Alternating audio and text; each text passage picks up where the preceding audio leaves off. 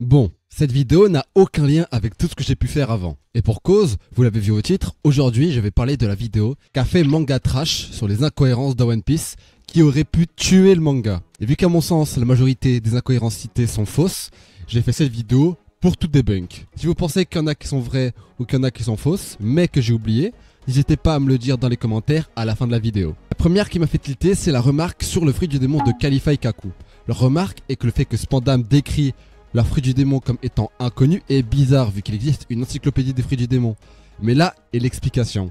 Tout ce qui est marqué dans cette encyclopédie, ce sont les fruits du démon ayant déjà été mangés auparavant. Ceux qui ont eu leur pouvoir répertoriés dans les différentes éditions des encyclopédies des fruits du démon. Ce qui veut tout simplement dire que ça n'a aucun lien avec une quelconque incohérence, car la raison est simple, ces deux fruits n'ont juste jamais été mangés. Il y a d'autres éléments de l'histoire qui jouent avec les faits écrits dans l'encyclopédie, comme le fait que les gens et ennemis autour de Luffy ont dit qu'il avait mangé le Gomu Gomu no Mi. Pourtant, Vegapunk, lui, dira que dans aucune édition, ce fruit n'a été mentionné. Ça ne veut pas dire qu'il n'existe pas, ça veut juste dire qu'un fruit possédant la faculté unique et seule du caoutchouc n'a tout simplement pas encore été mangé. Je vais déjà venir ce me disant que des fruits aussi random ont obligatoirement été mangés. Et je vous répondrai que la rareté d'un fruit du démon est la même si le fruit est celui du phénix ou celui du savon. Elle ne dépend pas de la capacité.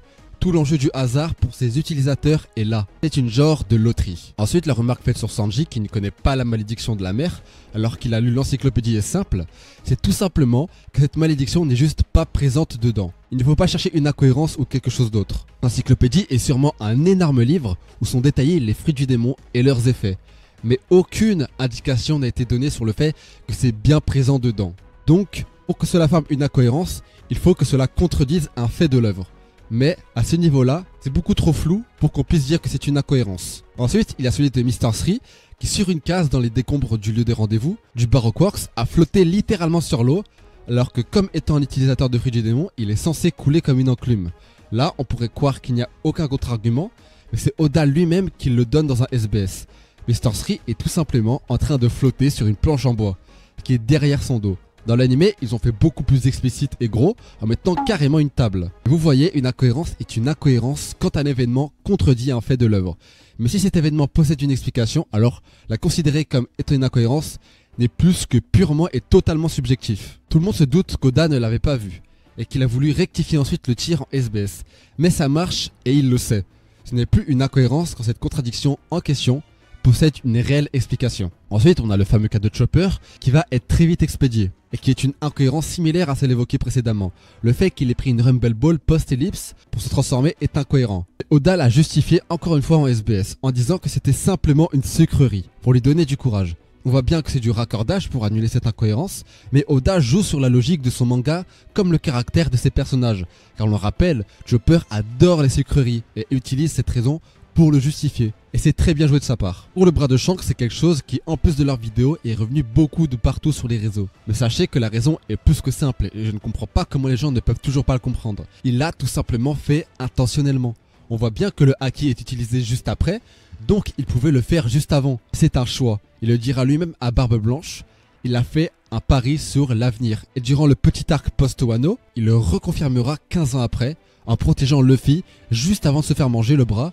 Il a alors lâché un sourire, comme s'il savait. Cette planche-là n'est pas du hasard et c'est voulu. Et je pense qu'on aura bientôt la raison de pourquoi il a fait ça. Il y en a qui utiliseront comme d'habitude le fait que ce n'est pas une idée d'Oda à la base, mais ça ne change rien. Qu'il aurait pu tisser la suite de Shanks grâce à cette action. Car comme il le rappelle si bien dans leur vidéo, Oda sait d'où il part, il sait où il doit arriver. Il tisse juste les fils du scénario en fonction de là où ils doivent être. Chapitre 1. Mais c'est pas fait en une semaine, il a sûrement pris plusieurs mois, surtout quand on voit que ce chapitre dure 70 pages.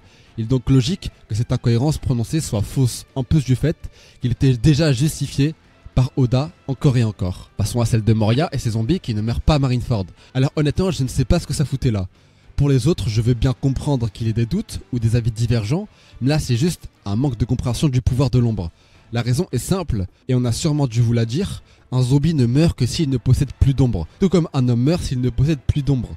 Les zombies de Moria à Marineford, eux, possèdent des ombres car Moria a placé dans ses corps directement les ombres des soldats morts au combat. Donc ces soldats zombies ont une ombre, donc ne meurent pas au soleil. Tout simplement. Dans la suite de la vidéo, ils ont abordé le sujet du haki et déploré le fait qu'il n'y ait aucune trace de haki présent chez les membres du CP9, en disant en plus que les 6 pouvoirs n'en sont pas du tout.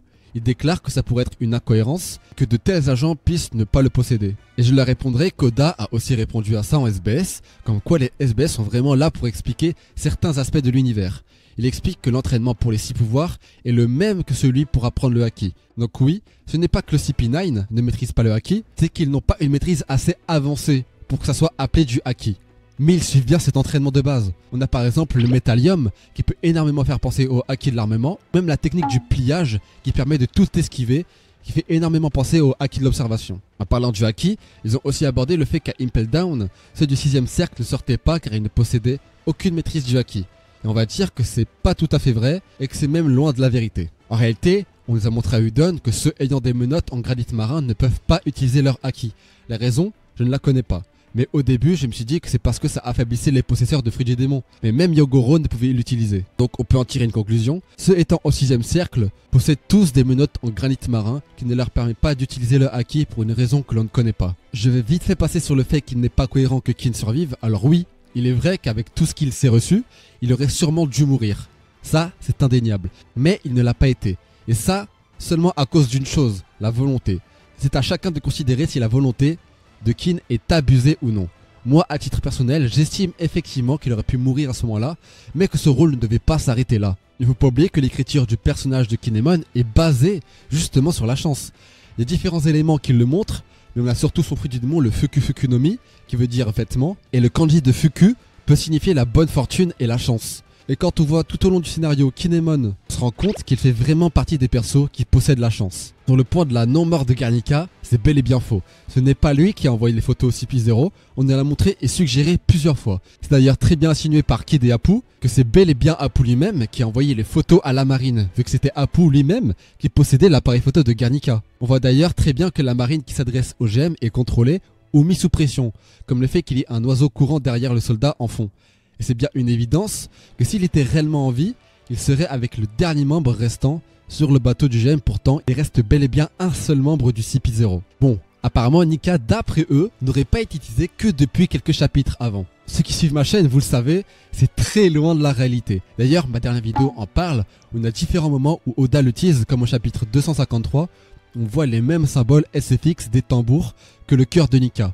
Et on peut même aller encore plus loin. En japonais, 253 peut se dire Nikami, soit en français le fruit de Nika. Ainsi le fait que l'île des hommes poissons possède plusieurs filles du Mermaid Café, dont une s'appelant Nika. Sur la cover du tome en question, on peut notamment voir Luffy regarder dans sa direction, et franchement j'en passe énormément. À la fin de cette vidéo, j'ai laissé le sujet du plot armor, car l'essentiel dans le plot armor, c'est qu'il ne soit pas abusif et crée des incohérences. Mais là, on le déclare comme tel, alors ok, on veut bien croire que face à Katakuri, c'est ça qui a opéré pour le mettre en avant, mais face à Doflamingo, vous êtes sûr d'avoir choisi le bon antagoniste? Parce que de A à Z, durant le combat, Luffy était soit à égalité, soit était un peu meilleur. Et ne parlons même pas du moment où il a mis en œuvre son Gear 4, qui n'a littéralement pas laissé une seconde et a mis KO Doflamingo en moins de 5 coups. Peut-être diront-ils que les villageois aidant Luffy et le plot armor.